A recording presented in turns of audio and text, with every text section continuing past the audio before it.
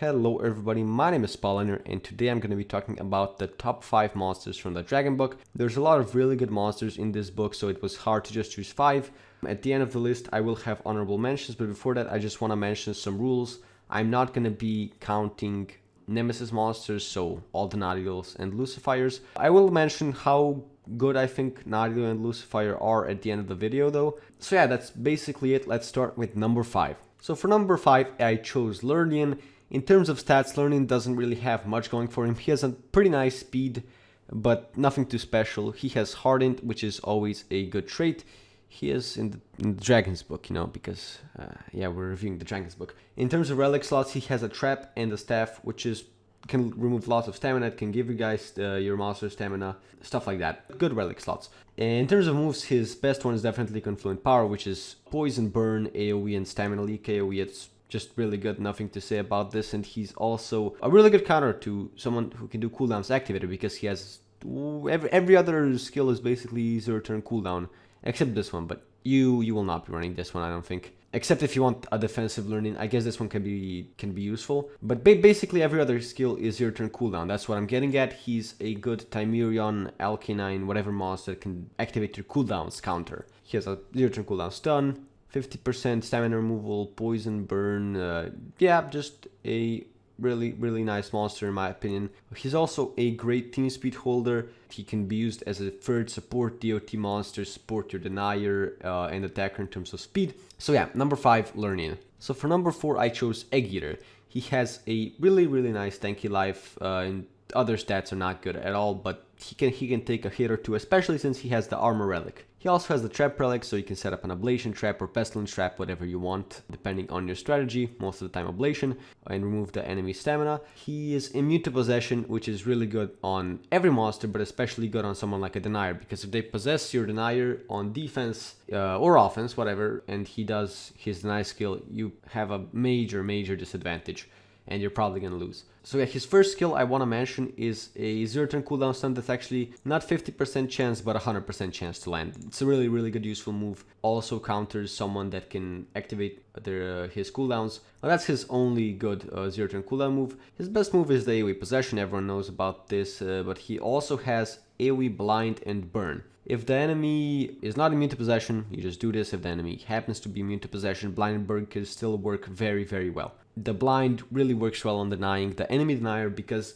they have a 50% chance to land the attack and then a 50% chance to deny you guys, your monsters. He also has this heavy special damage poison attack that you don't really use frequently, but it's also useful. Also, most dragons are not immune to possession, so yeah, that just makes him that much better of an option in the book. Next up, at number 3, we have Mountezuma. In terms of life, he has a nice tanky life just like Egg Eater. Speed is way better than Egg Eater's. It's actually a decent, respectable denier speed. He has the trait Mountain, which makes him immune to stun and freeze, so 2 forms of deny just gone right there. He is really weak to possession, and if the enemy does end up possessing him, he can completely ruin your entire game. That being said, that just means that he has very powerful skills, and what I'm talking about here is Mountezuma Revenge, which activates all cooldowns on all of the enemy's skills. Not sure why it's a single enemy here, it is an AoE, but it also activates all cooldowns on your own skills. Now this skill can miss. It's not a 100% chance that it's gonna hit, especially if you're blinded, dazed, sunburned, whatever. But still, cooldowns activated is definitely the most powerful form of denial, and it counters basically every other dragon apart from Kihaku, which does have a few 0 turn cooldown skills that are really devastating, so you don't want to bring Mountezuma to a battle when the enemy has a Kihaku. Apart from that, Mountezuma has a really good relic slot in Essence, and if he dies, if you have an Uriel's Essence on him, he's just gonna get revived, and all of his cooldowns will be back, so you can potentially do another Mountezuma Revenge. Now, apart from Mountezuma Revenge, you also have Mountezuma Fret, which is the single target version of Mountezuma Revenge. Also does a bit of damage here, and it does not activate his own cooldown, so this is definitely still a good skill. Then you have Elder Curse, which is a 2 turn possession, I believe. You have Fatigue Hit, which may poison target and gains 1 extra turn, and you have Slime Storm, which is, in my opinion, definitely worth running. It's hard to choose for skills for this guy. I'd probably go with Revenge, Curse, Fatigue Hit, and Slime Storm. Why Slime Storm? It's not really good at all. It gives damage reduction, but it's 0 turn cooldown. So instead of this guy sitting there for 2 turns, basically, he's gonna be doing 2 Slime Storms, which is not that bad at all. So all in all, Montezuma has a great trait, but he is somewhat weak to possession with his Montezuma Revenge skill, but the cooldown's activated AoE basically destroys any other dragon apart from Kihaku. So at number 2 we have Dharma's Bodyguard. In terms of stats, he has nothing special going for him apart from the speed. He has an awful trait in immune to burning. Not really that special in terms of relic slots, but his moves are where it gets good. This is probably his most famous move, deals moderate fire damage to all enemies and gives fire weakness to all enemies. But this move is glitched so that it gives fire weakness before dealing all the damage. So he's not actually doing 40 base damage to all enemies, he's doing like 65 plus. But he's not just an attacker, he also has a lot of really good support moves. Deals moderate fire damage, gives damage boost and precision to all allies. Moderate special damage, gives immunity to freeze and water protection to all ally team, and this is also really good, because he's a fire type monster and he's gonna be, if he's facing water type monsters, he's gonna be taking a lot less damage from them. And then Special Lizard, which deals moderate fire damage to all enemies and gives protection against special attacks and removes all negative status effects to all ally team. This is just an amazing skill, removing debuffs and doing massive damage and supporting your team in other ways. He truly is an amazing support attack hybrid. So Dharma's Bodyguard is not the best on defense because he can get possessed, but he is amazing on offense, being able to support and attack for your team all in one. So now before we get to the number 1 monster, I'm going to talk about the Nemesis monsters in the book and the honorable mentions. So let's start off with the 2 Nemesis monsters, Nadiel and Lucifer. And let's just get Lucifer out of the way because she's just not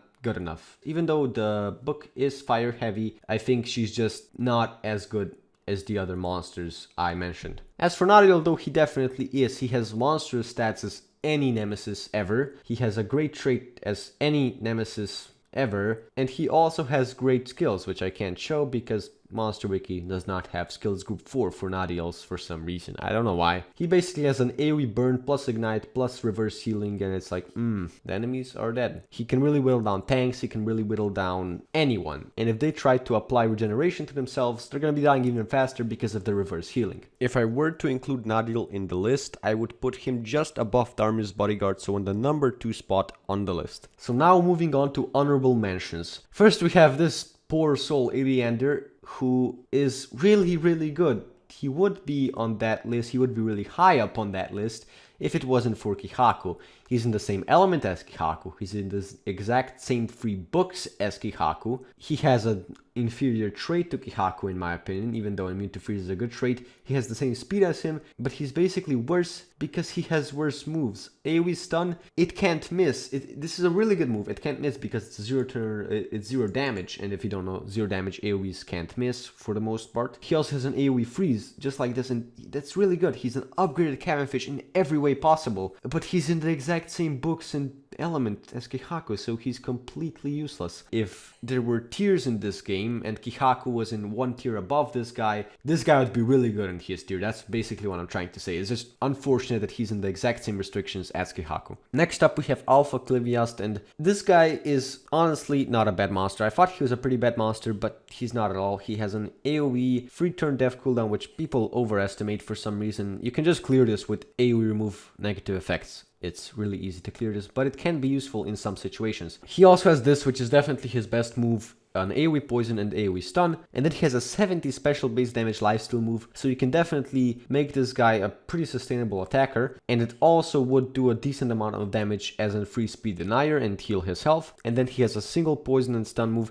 He's basically pretty good, but why I didn't choose him is because he's a bit too slow for a denier. He has a horrible trait, immune to poison. He's nature in a very fire heavy book. He's gonna get, even though he has a not pretty good, really good health, he's gonna get beaten up a lot by other dragons. My next honorable mention is Grano. He has a really fast speed, a really good trait in Hardened.